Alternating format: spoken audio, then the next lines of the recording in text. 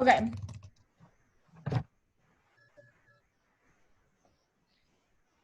All right.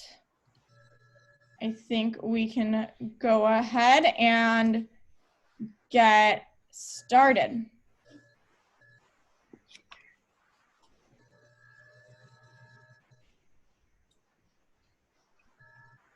So I want to thank everyone for coming.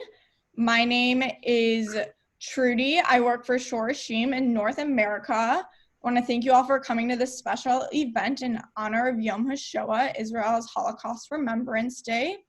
Shor Hashim is an educational organization that was started nearly 40 years ago and is dedicated to building bridges between North Americans and Israelis. We're known for our birthright Israel and our tailor-made trips to Israel. We're continuing to find ways to reach our goals by bringing people together virtually during this time of social distancing. Today's program, an intimate conversation with Irene Miller, is part of a series that has provided a space for Holocaust survivors and other individuals to share their stories with our community through our Better Together campaign. We started this campaign to remain committed to our mission and to all of our alumni, friends, and family. Please stay tuned for upcoming programming from us. I'd now like to introduce Nir from our Israel office to talk a bit more about today's program. Hi everyone, my name is Nir and I work for Shor Hashim in Israel. And today's Yom HaShoah in Israel, and so it's a very special time for us. And it's very special for us to have this meeting here virtually because we couldn't do anything in the real world. We couldn't go out, we couldn't go to ceremonies like we're used to. And it's a very special day that a lot of things happen differently in Israel. And it's a great opportunity for us to be able to meet here in this space. And I'm really honored to introduce our special guest, Irene Miller. And she's going to introduce her amazing story and talk all about herself. But just right before we start, I want to say, Irene, that your family is here as well. And I want to tell everyone else also that Irene's family is joining us today here on the call. So that's also, thanks. Yeah. Good afternoon, my American friends and audience. And good evening, my Israeli audience. And a special good evening to my family, Israeli family who's there. As you heard, my name is Irene Miller. I am one of the 10% of Jewish children who survived the Holocaust. Among the 6 million of Jews who were killed were 1.5 million of children, 90% of Jewish children. Though I can tell you only about my survival journey, those of us fortunate to be left alive become also the voices of the children who did not survive the journey. I was born in Warsaw, the capital of Poland. This is what I looked like. Trudy, please show the picture. Yes. I was here about 5 or 6 years old. My immediate family was made up of 4. The next photo, please. Here is my older sister and I. She is about 8 and I am 3. The next. And here are our parents. But we had an extended family made up of close to 100 members. Turn off the photo, please. Yes. When the Nazis attacked Poland, it seems to me that Warsaw was under siege for a few weeks. Day and night, bombs were falling. We lived on the top floor of an apartment building where it was the most vulnerable place because bombs were falling through the roof ceilings and into the homes. So with the cooperation of friends who lived on the second floor, we moved in with them. But even there it wasn't safe from the bombs. One night, a bomb fell into that apartment, exploded by the door, leaving the only way out was through the window. My father, who was a very tall man, knocked out the window and jumped, and he said we have to quickly follow him before the whole place gets engulfed in flames. When my turn came, I stood on the windowsill and looked down. It seemed so far down. I was so scared I couldn't move. My mother pushed me out the window. Somehow my father did not catch me, and I fell on a pile of glass, cutting my arms and legs. When the family was down, my mother picked me up, carried me to a bomb shelter, and there she was sitting, pulling out shards of glass out of my limbs. These running bomb shelters occurred over and over, particularly at night. At some point, we lost the water. A bomb severed the water pipes. And the only way we were able to get at least drinking water is running down the street between the attacks where there was still a functioning faucet. I remember exactly where I was when Nazis entered Warsaw. I was in our own apartment. I don't remember it was the fourth or the fifth floors, but we were the top floor of the building. Yes. And this was the most vulnerable place because the bombs were falling through the roof ceilings and homes. Yes. So with the cooperation of friends, as I mentioned to you, we moved to the second floor. My parents felt that being Jewish, and they were politically liberal, and my father was very active in the labor union in the Jewish division, they felt that as such, they would be among the first ones to be persecuted by the Nazis. So sometimes during the winter of 39 and 40, they sold the lease to our apartment, hired a Polish guide to smuggle us across the border into the Soviet Union. On one side, Poland borders with the Soviet Union. Why to go there? Because at that times, the Nazis were not there yet. And as you know, I'm sure, they attacked the Soviet Union as well later on. And why to smuggle us? Because the borders were closed and the Soviets would not allow anyone to enter. I remember the last leg of that journey trying to cross the border. It was in the middle of the night, extremely cold. We were wearing layers and layers of clothing to keep warm and also to minimize under luggage. We were sitting inside a wagon of hay, the hay over our faces, over our heads, and over all that, an old blanket. So should a Nazi soldier come across that wagon at night, he would not be able to see that there are people in it. At some point, this man stopped, let us off in an area that was surrounded by tall trees. You couldn't see what's beyond that. And he said that we had crossed already the border and pointed where in the morning we were to take the train towards the city my parents were headed, called Bialystok. We huddled up for the remainder of the night. And when we woke up and left that secluded area, we saw a field with thousands of people laying on the snow, leaning against bags, suitcases. This man did not take us across the border. He left us on the no man's land. My parents did not want to go back to Poland from where they were trying to escape. My mother pulled out a blanket, spread it over the snow among people. People were sitting very close one next to another. She pulled out a down comforter, also commonly used in Europe in winter.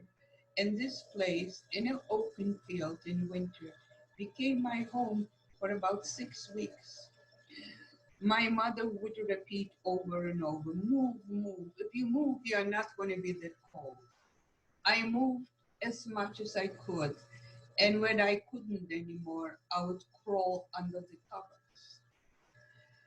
At some point, my feet got frostbitten. I had open wounds. I was unable to wear my shoes, so my mother tore a garment of hers and wrapped my feet in rags, and I shuffled around as well as I could. The only food we were able to buy was that which the peasant women from nearby villages would come at sundown, bring bread, boiled potatoes in their skin, sometimes farmer cheese, and charge exorbitant prices. The only fluid we had for drinking is melting snow. There were woods in the areas, and people were making fires to warm themselves and to melt the snow for drinking.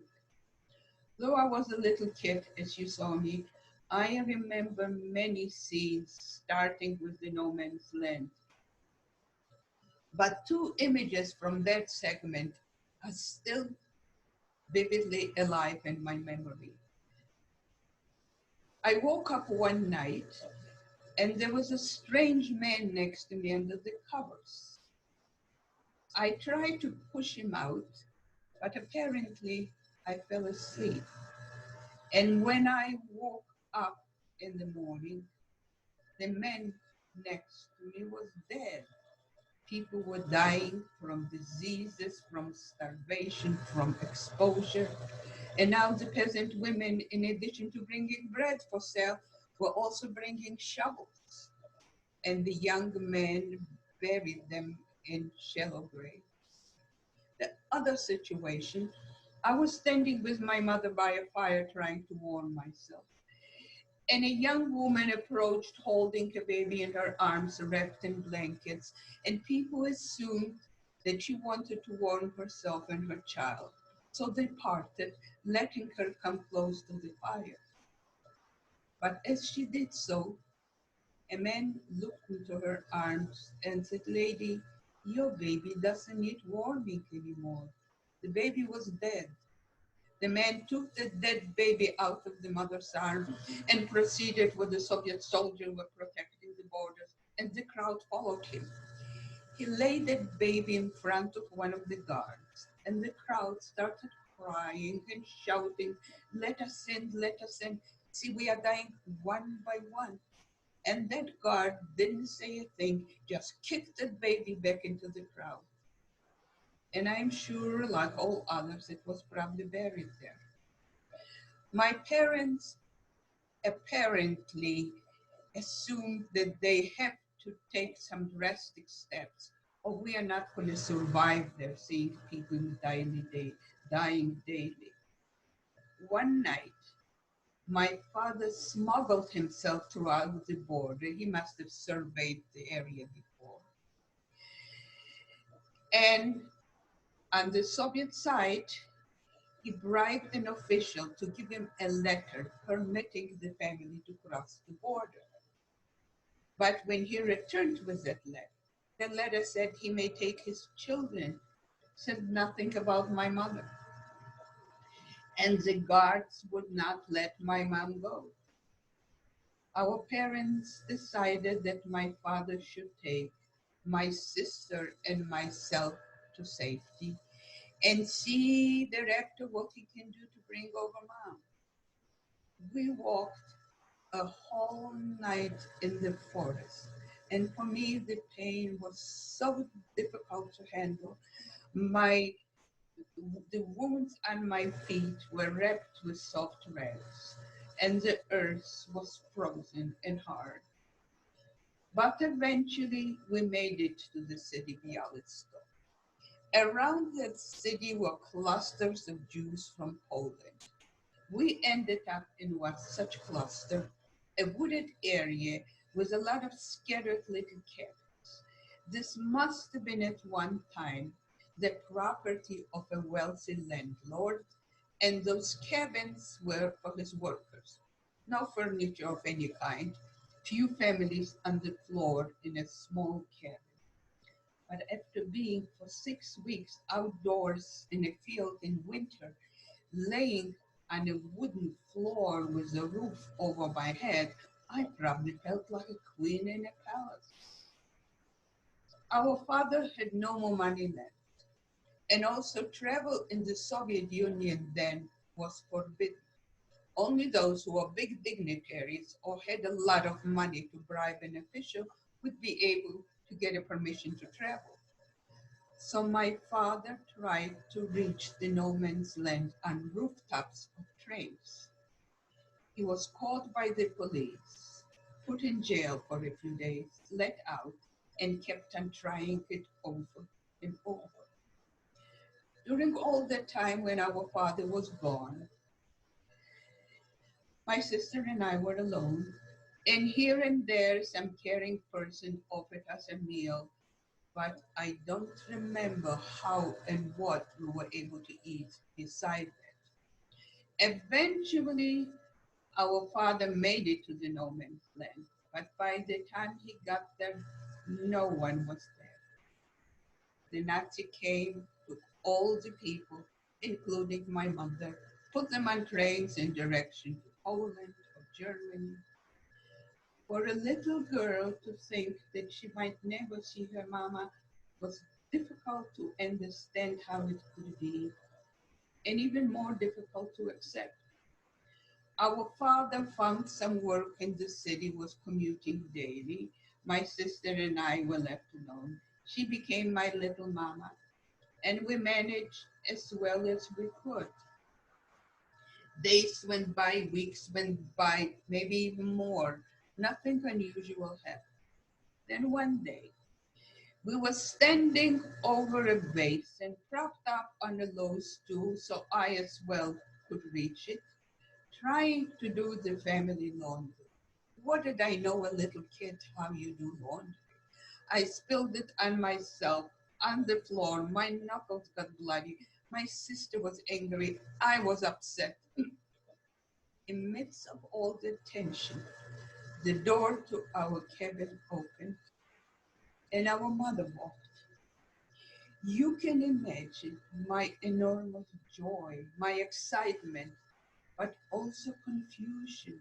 It seemed to me that I didn't see her for such a long time. I didn't know that she was alive and suddenly showed up.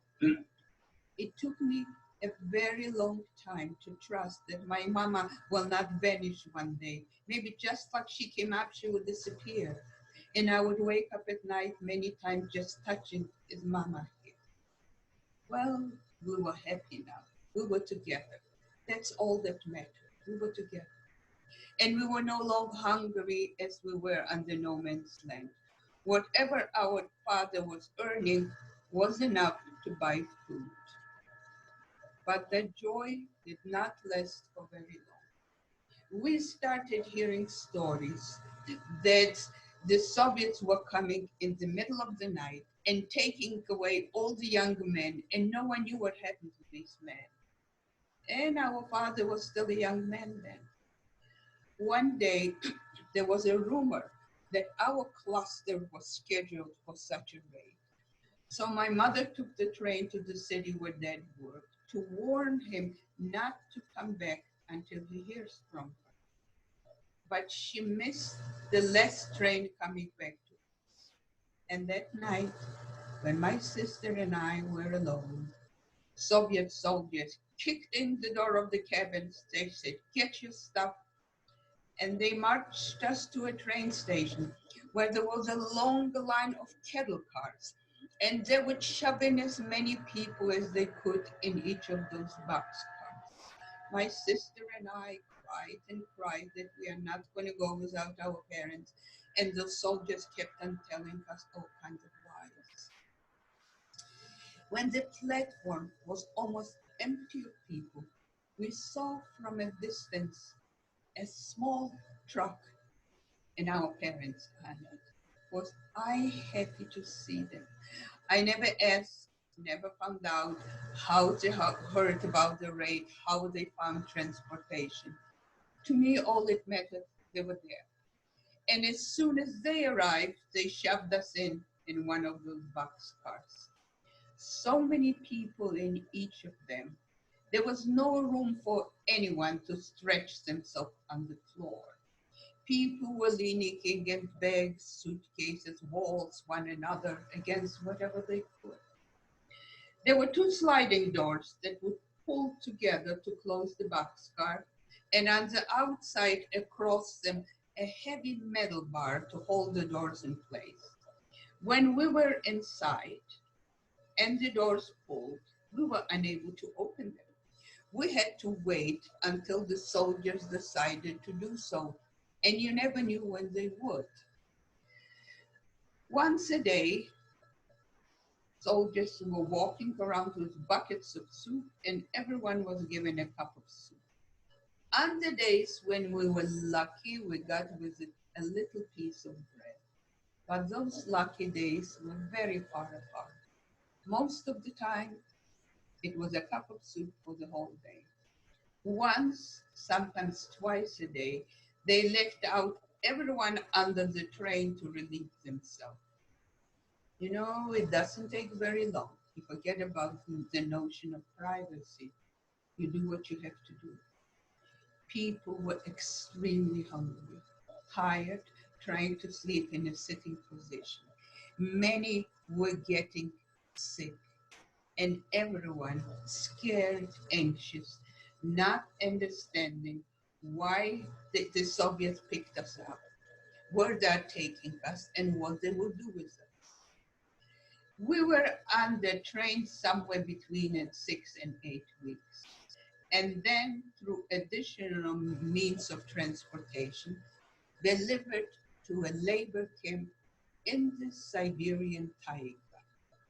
Taiga is a very dense forest covering the northern part of Russia.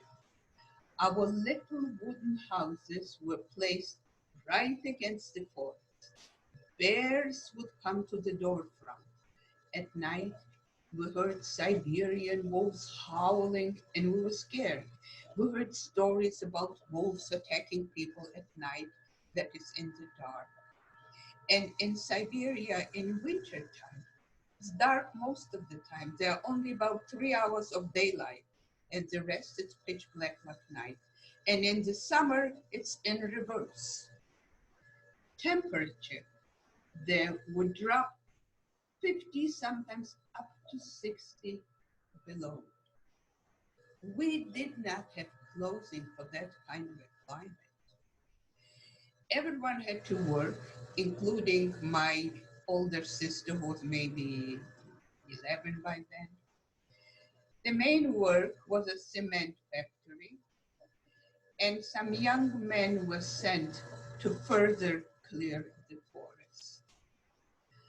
I did not talk to my children about my Holocaust experiences. I did not talk to anyone about it. There were people who worked with me for many years, and all they knew is that I was born in Europe. But my youngest child, Naomi, kept on asking me, and apparently I related some bits and pieces of my story because I found in her high school writing reference to two situations in Siberia. There was one store there, the governmental store. Rarely would you come there and find things that you needed for your daily life. But people would frequent the store to see what do they happen to have there today. But no matter what they had, everything was rationed, including bread. My mother sent me once to the store to get the family's rations of bread. And bread came in those big, lumpy loaves, sitting exposed on the counter, black like mud and heavy like clay.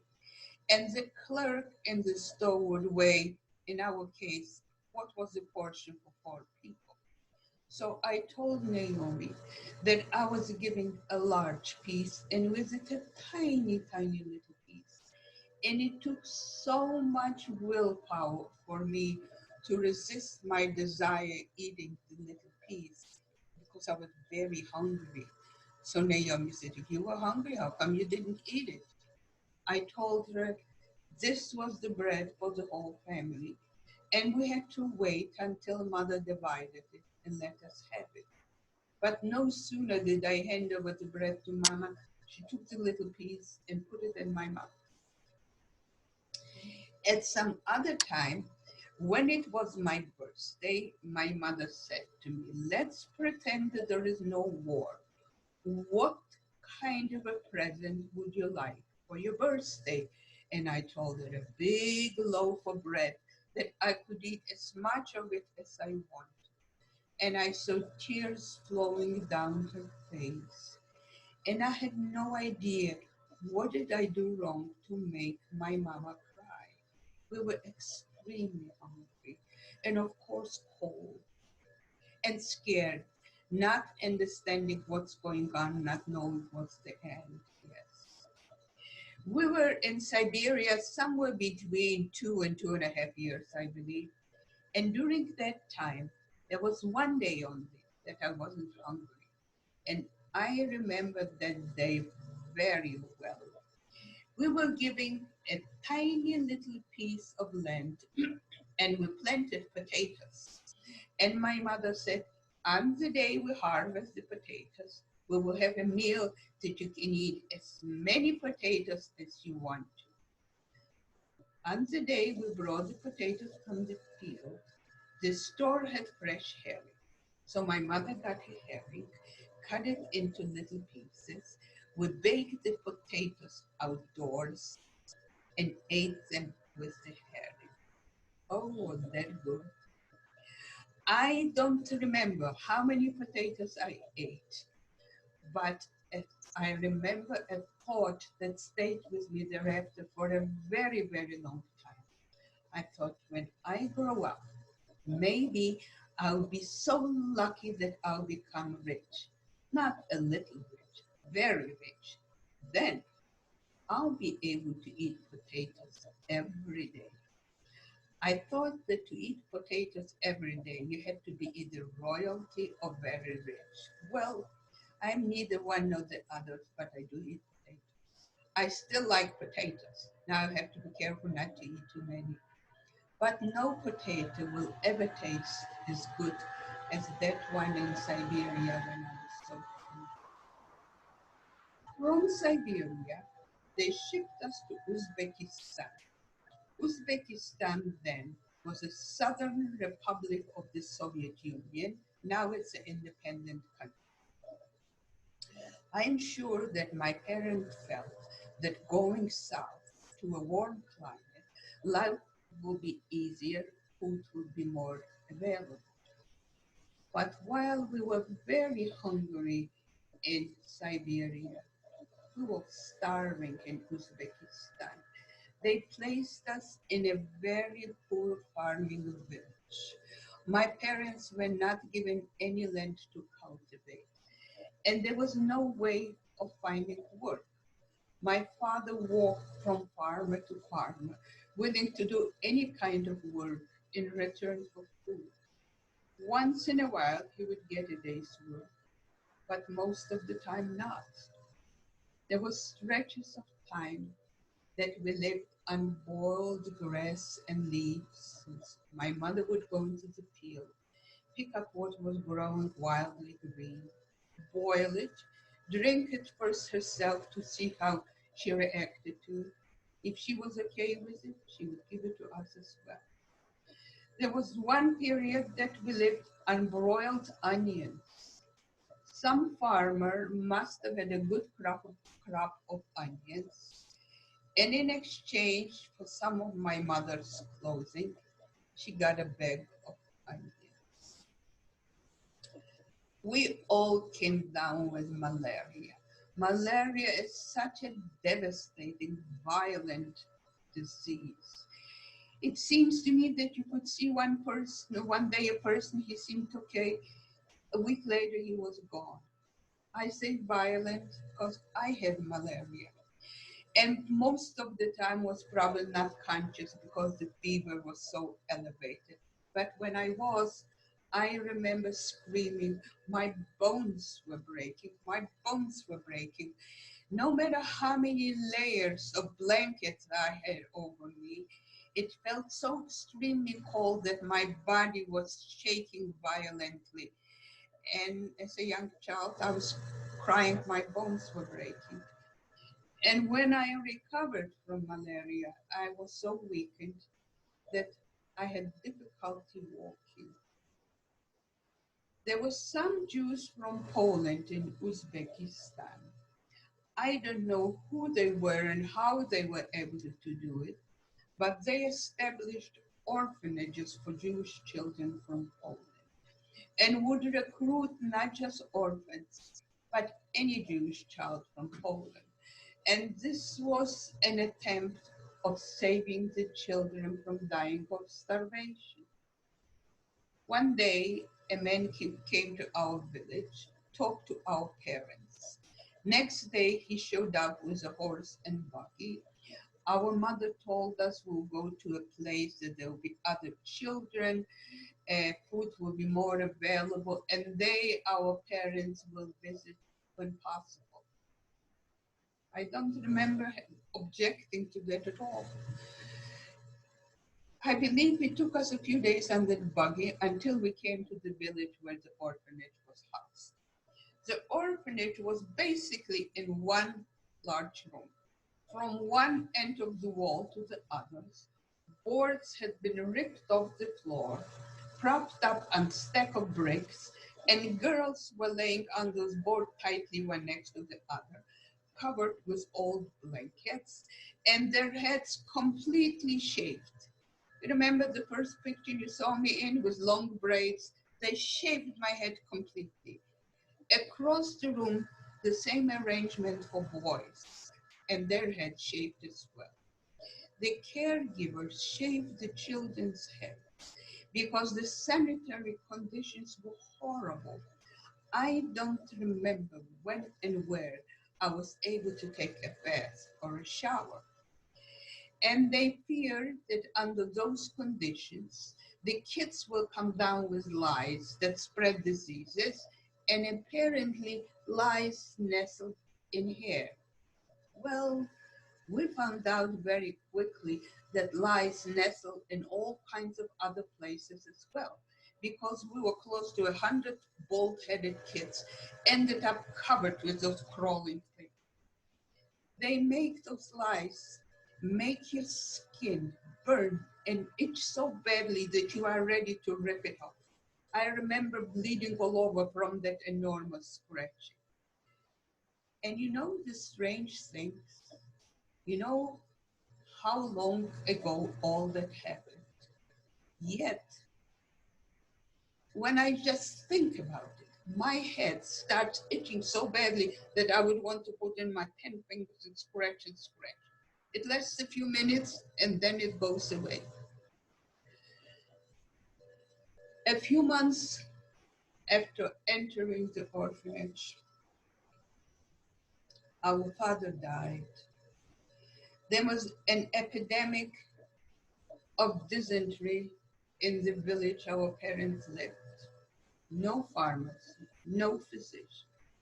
I believe my mother walked the whole night to another community in search of penicillin. I don't know whether she got it or not, but when she returned, my father was dead, buried in a communal grave. My mother didn't even know in which one. The war ended in 1945, but I stayed in that orphanage in Uzbekistan probably till 46. I don't know what was the reason we were unable to return sooner, but I had no other option but to wait. During all the years of the Holocaust, hunger to the point of almost starvation was a daily part of my life. There were years of loneliness when I was in the orphanage, not knowing, not understanding what was going on, fear and anxiety. But I tried to do everything possible to keep myself constructively involved. I learned how to read myself when I was quite young, Polish, because Polish was my childhood language. And while in the Soviet Union, I learned how to read and also speak Russian. And I would read anything I could put my hands on in one language or the other. When possible, I attended a kind of a semi-school, but my educational opportunity during those years were extremely limited. The only place where I was expressing what I felt and how I thought was in writing poetry. I was writing poetry since I was a young girl. My home here in Michigan was hit by a tornado in 1975. Half of the house ripped off and blown away, with it most of my belongings. A few years ago, I was looking for a book which I thought survived the tornado. And to my great surprise and joy, not only did I find that book, but in that book, I found one notebook of my poems from the orphanage in Uzbekistan. This must have been written somewhere between 44 and 46. You can imagine how yellow that paper is with age. I was afraid to pick it up, that it would crumble in my hand, but it didn't. And reading some of those poems now as an adult surprises me that nothing in it shows it had been written by a child. Nothing cute, nothing funny, just expressing longing for normalcy. How wonderful it will be to live in a small place just with my family, not 100 kids in one room. How great it must be not to be hungry. I am sure I didn't remember that feeling, just imagine. How wonderful it would be to see my aunts, cousins, and uncles, and to attend a school. I was always a child, curious, wanting to know, wanting to understand, and poetically describing Poland. Poland to me was paradise on earth. But of course, when I left Poland, I was either 5 or 6 years old. But when I returned to Poland with my orphanage, nothing of what I envisioned or hoped for became reality. I spent another 4 or 5 years in orphanages after the war in the city proper. Anti Semitism was still existing after the war. Quite a number of Jews had been killed by Polish people after the war, particularly in small towns.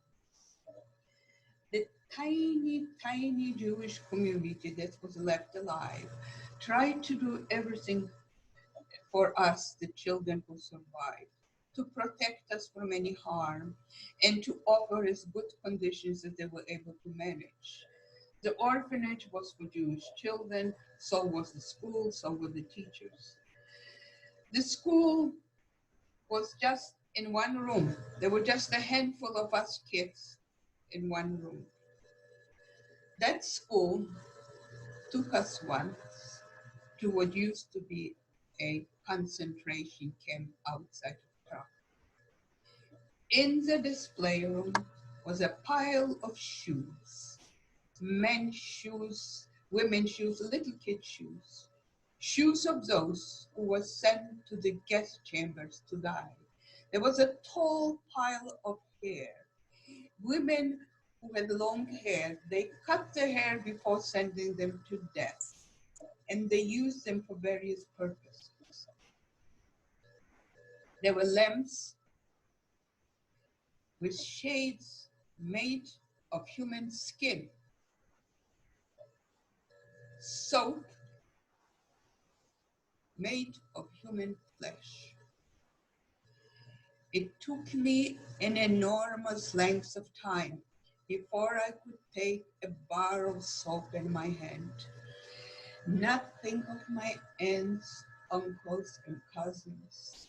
I told you that my extended family in Poland was probably close to 100 members. Not a single one of them survived. For my mother to to continue living in Poland, she felt, was like living on the graveyard of her brothers and sisters. She and my older sister, who was by then married, she married a boy from the orphanage, they decided that they have to leave Poland. And the only place they could go was to Israel, because the Israeli government was helping Holocaust survivors who wanted to immigrate. I did not know anything about Israel. I was so eager to continue my education and to catch up for all those lost years. But the ruling in the orphanage was that once I reached the age, I believe, of 17, I will have to leave and be on my own. I did not know anyone in Poland outside of the orphanage. The orphanage was my world of people. Though I did not live with my mother and my sister, but they were within a distance that I could periodically take public transportation and visit them. And apparently they provided some emotional support which I needed, because I did not have the courage to be left alone in Poland after they go to Israel. So in 1950, I joined my mother to immigrate to Israel. Israel was a different chapter of my life with different challenges. I did not know anyone in Israel. I knew I would have to support myself. And I thought that most likely I would have to support my mother as well, because she was a sick woman. And I did not know the language spoken in Israel. But as you see, I survived. I don't want anyone to feel bad about me. Here is this poor woman who had such a tough life, because I absolutely don't think of myself that way. Not only am I fortunate that I survived, but I am fortunate that I was able to create a meaningful life and significantly contribute to my community. Please show the picture next, Trudy. I want to show you. This is the picture. This is what I looked like when I came to the United States. I was 21, I think 21 years old, more or less, was married, had a little baby, and did not know a word of English. That was the third country I was coming without knowing the spoken language. Soviet Union without Russian, Israel without Hebrew, United States without English. But when I was young, I was picking up languages miraculously fast. It didn't take me too long. I entered the University of Cincinnati. I lived in Cincinnati for about 16, 17 years. I earned an undergraduate degree in psychology, a master's in social psychology, and a few years later, I entered Xavier University, also in Cincinnati, and earned a second master's, an MBA, with a major of hospital management. I had very rewarding work as a healthcare executive, including for a year, I served on an advisory committee in Washington, D.C., a committee that dealt with women, children, and drug addiction that would fly me in once a month. I am retired now, which means I work and I don't get paid. But I do something that I find very rewarding and important. I tried my whole adult life to live by the Jewish ethical principle called tikkun olam, repairing the world. How I do it is, first of all, how I relate to people in my life, my personal, professional, and volunteer. I respect fully and equally every good human being. Doesn't matter what's the color of their skin, what's their religion, where they came from, what's their lifestyle, poor or rich.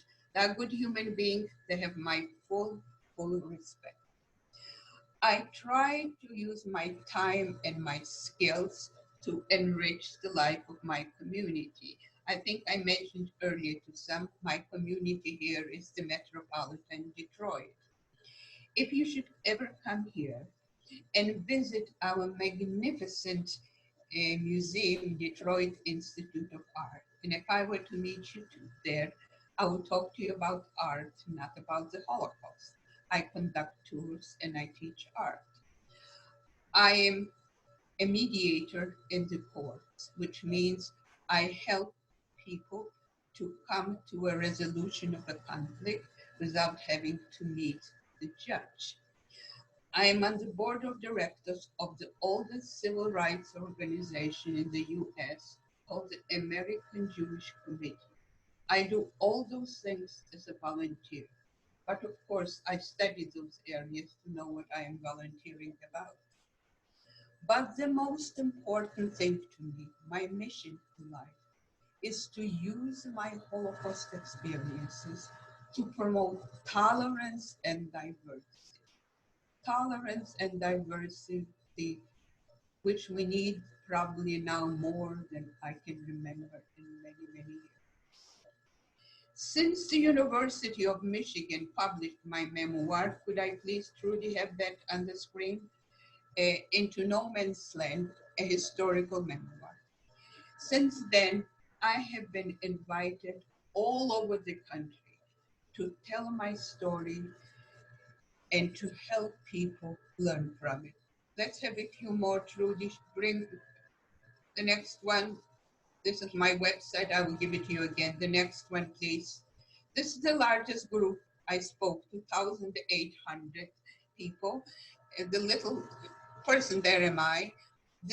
Was in Indiana in a high school where they had 1,600 students and 200 teachers. And the newspaper, the rep wrote, you could hear a pin drop. Next one. And here is in Traverse City. And when I travel distances, I usually have a cluster of speaking engagement, not just one. Next, please. I speak in high schools and middle schools because younger children are not ready for the story. But here I was in Boyne City, speaking in a few other places, and the teacher asked me, would I please speak to the fourth graders because they studied immigration. Look at all those little hands up. They had wonderful questions, but they were prepared. Next. I have been in many, many churches. Here I just have a few samples. When I look at it, I have to remember which is which. Next. Next. This was in Traverse City, quite a distance from my location. It was a community-wide event representing groups from all religions, but held in the church. Next. And this is in northern Michigan, Hancock. Interesting, the synagogue has about 6 or 8 members left. But years ago, it was a very vibrant Jewish community when there was some other industrial project. But they used the synagogue to invite the whole community. And I was there twice and there was not a single place available. Next. I was a keynote speaker for a few years consecutively in the courthouse on the American Constitution Day. Please, next. And here with students invited there too. Next. Here is Department of Health of Human Services for Traverse City and the whole region. Next. And here was the Knights of Columbus. In the morning, I met with the women, and at night it was a banquet and address to everyone. And now you will see what the Knights of Columbus look like with their get-up. Next. No, we missed one. Yes, okay. Next one, please. This was a very, very interesting experience. They all are, but this in particular. Stennis Space Center is a NASA facility in Mississippi, and I have spoken to quite a number of military. But here, The Stennis Space Center is like a city of its own. I don't know how many square miles. And this was Admiral Open who introduced me and organized the meeting next. And here is Admiral Open who gave me a great plaque. Yes. What makes it possible for me to travel distances, not this, of course, distance like that they were flying us in, covering thousands of miles, is Bob, my significant other. He does all the driving and helps me with whatever possible, because wherever I speak, I bring my memoir. A lot of people buy it. Well, by now, Bob has the title of Director of Transportation and Logistics. And Bob often says that I practice what I preach. By that, he means I'm talking about acceptance and respect of diversity. As you know from my experience, that I'm a deeply rooted Jew, not a religious, but a deeply rooted Jew. Bob is a religious, deeply rooted Catholic, and there's no problem between us on that. I respect his religion and he mine, and I refer to him at times my good Catholic boy. Could I show people my good Catholic boy? Is there a way you could see that? Can you see, Bob? Higher, lower? Higher. Lift it up higher. Perfect. Like Right there is perfect. that's Bob. Great. Our picture taken here. Thank you. I hope that one of these days, when life returns to more or less normal, that you invite me to your communities where I can tell my story and my message to a much larger gathering than we are able to do through Zoom. I would, to get to understand the story and to get a flavor of what life was under totalitarian Stalin's era and under Hitler's fascist era, it will help you very much when you read my book, Into No Man's Land, a historical memoir. At this, when I am invited to speak, we bring a lot of books.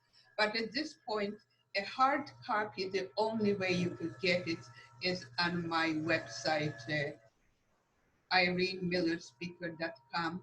And we will show you the website again. And it is on Kindle, on Amazon, on Kindle, yes. I would like to hear your questions.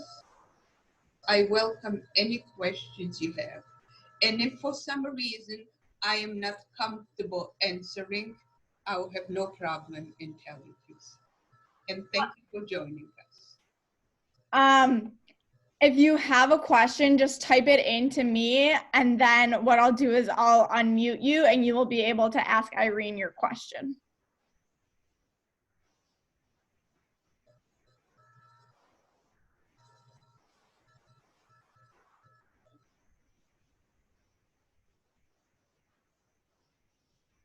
Okay, Pearl Papas has a question, so.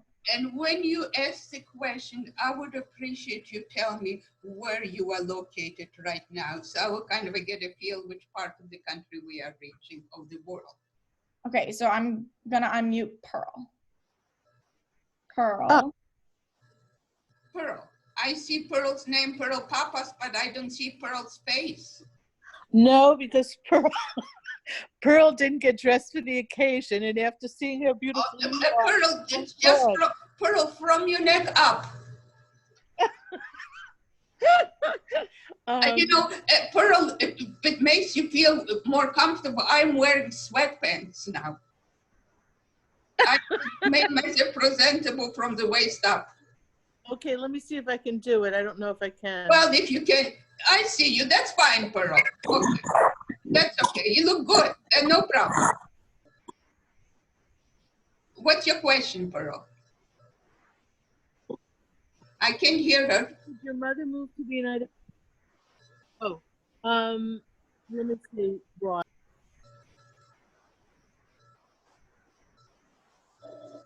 I cannot hear Pearl. It won't let me unmute. Can you hear You're me? good now. You should be able to talk now. Okay. My question was, did your mother and sister and your brother-in-law move to the United States with you? And no, my mother and my sister remained in Israel. Yes.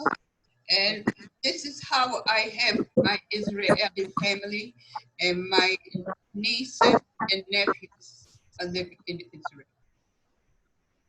Well, I will remember your story forever, and I really appreciate you sharing it with us. Thank you.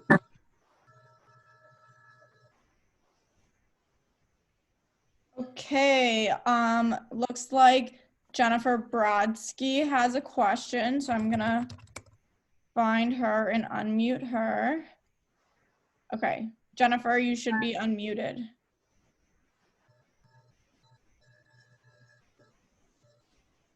Oh, unmute. Thanks. Hi, thank you for presenting. Hi, Jennifer. Where are you located now? I'm in New Jersey right now. It's rainy. Oh, you too. I wanted to ask you, having gone through such a deep and,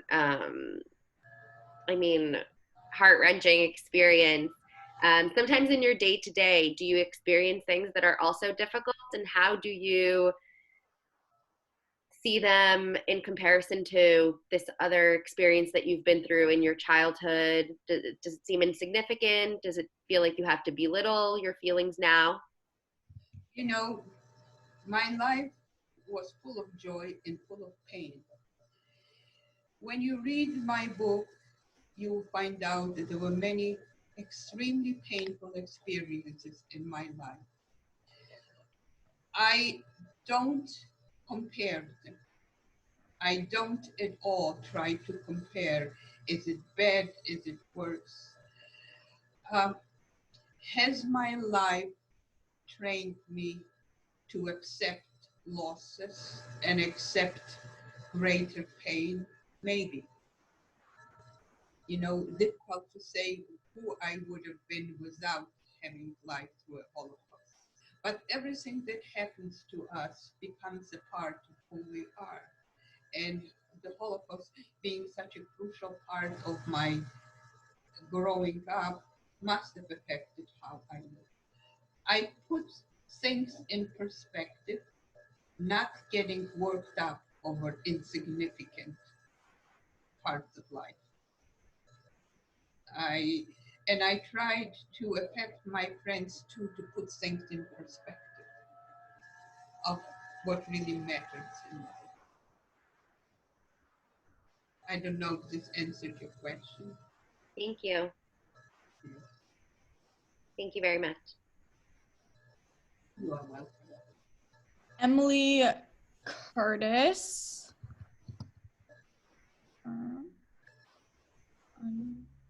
Emily Curtis, you should be unmuted now. Awesome. I'm coming at you guys from Rexburg, Idaho. I wanted to say really quick, I loved her love for potatoes. Definitely share that, you know. But I just wanted to ask. So it seems like you have just this incredible story of strength and perseverance. And I mean, obviously, we're all kind of in a unique situation right now, seemingly not in any way on the same scale, of course, but seemingly waiting for normalcy to return and all that. And I'm just curious, like, your time in the orphanage, you mentioned being there for 2 years. I wondered what you did to pass the time, and also like what you thought of specifically to get you through all that time that I'm sure really tested your patience as you wanted normal life to return. First of all, I was a child then, and people, when I would sideline in a little, people always ask me, how come, what helped you? How come that you were able to that? How come that you were not, or how come that I am not bitter and now, which I am not? I believe that we each come into this earth as a different package. with different abilities and potentials and tolerance. I was fortunate to come as a package with a lot of energy and a lot of positivity, always trying to look for something to keep myself constructively involved. I still live my life looking at the half full and not half empty. Otherwise, life would have been intolerable. And I was always looking for some way to find some recreational activities.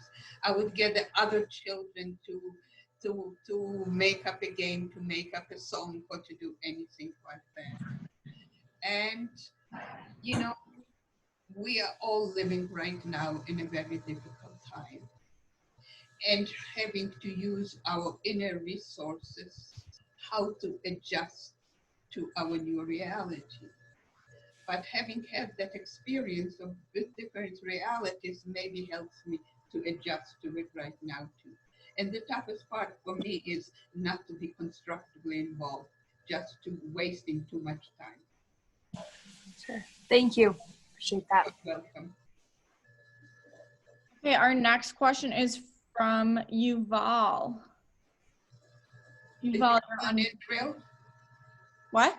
Is Yuval asking from Israel? Yes, hello. Shalom, Yuval. Shalom. So my question is, in some years, not far from now, the people that went through these horrors are gonna leave us. So my question is, how do you want us to remember these stories, this experience, the memory of the Holocaust? How do you want us to give it to the next generation? And as a commander, this is something I go through with my soldiers, and I want to You look such live. a young girl. You look such a young girl. You talk about your soldiers. Yes, and I want to keep the memory alive. And I think since I left Poland from the trip that I went with my school, this is my the things I took with me. So how do I keep it? Yes. Well, first of all, we who will be gone in a while depend on people like you to carry the message and to how to remember. First of all, books like mine will be what is left of our stories. But not just the story themselves, but the message that comes out. The message that, and the reason why I'm so committed to telling my story and to use it as a basis from which to promote tolerance and acceptance. To use it as an example what happens when people don't tolerate and accept diversity. And I would not want the future generation to view us as martyrs. I think there was an awful lot of heroism that we need to remember what happened during this Holocaust era, the Warsaw Ghetto Uprising, and other such things. To remember them as people who were very brave and who just did the best under what they could under the circumstances, but to use this to create a world that such horrors cannot happen anyway. And when I speak in high school, I stress the importance over and over not to be passive bystanders when you see injustice happens. You know, horrors like a Holocaust don't come on all at once. They start off with some much smaller injustices and then grow and grow and grow to become monsters difficult to control. And I also point out that Hitler was democratically elected. How important in us to understand that democracy can only exist if we know how to protect it. So the important message is to remember what happened, but to use it as a base to create a world that such things cannot happen again. Yoval, what is, tell me, you are, okay, this is the truth. You look such a cute little girl, difficult to think of you as a military soldier. Did you have a question for Yuval? Did you want to? I can unmute. Yeah, that you hear me? Yeah, I unmuted you. Okay. Yeah, I'm 22 and I'm an officer. And you are an officer. You know, my nieces in Israel were officers too. They are already out of that, yes. Wow, wow. Yeah, it's difficult time to be in a course in the Corona time. It's not easy.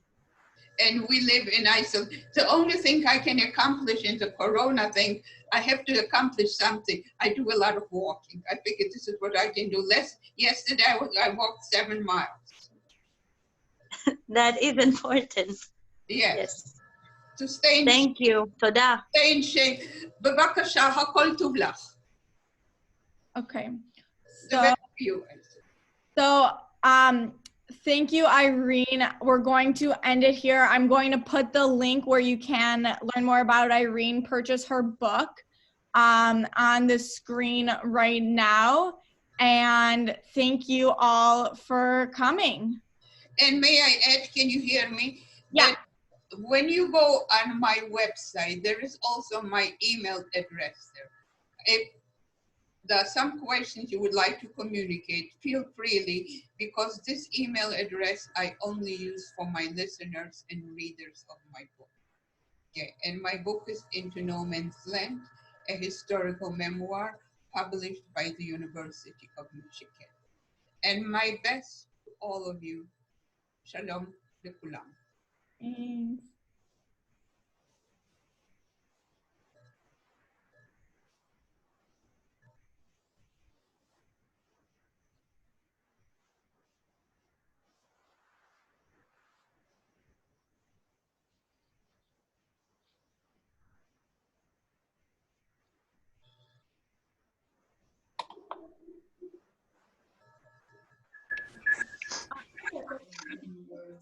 We'll unmute everyone so that they can say thank you. So if you want to offer words of thanks, you guys are unmuted, so you can say thank you to Irene.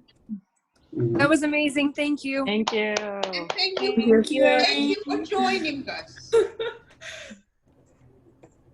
תודה רבה, Thanks for אירין. sharing your story.